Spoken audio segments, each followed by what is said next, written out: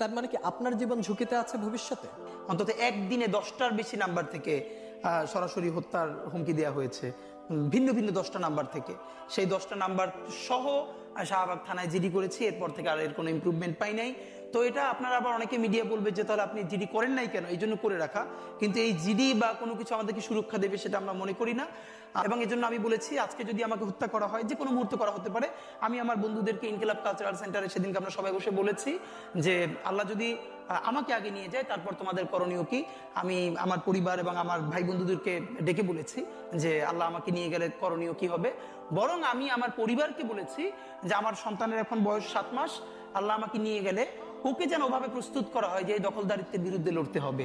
আল্লাহ ওকে যদি বড় করে ওর সন্তানও দখলদারিত্বের বিরুদ্ধে লড়বে, এই স্পিরিট যেন ওকে দেওয়া হয়, এটা আমি আমার পরিবারকে বলেছি। সে আছে। আর একটা মজার ব্যাপার হলো যে আমি যখন ইনসাফের লড়াই করি তখন তো সেখানে পরাজয়ের কিছু নেই।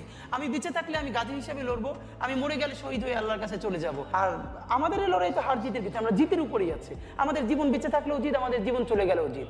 আপনার তো হারানোর কিছু ছিল না, সুতরাং লড়াই চলবে।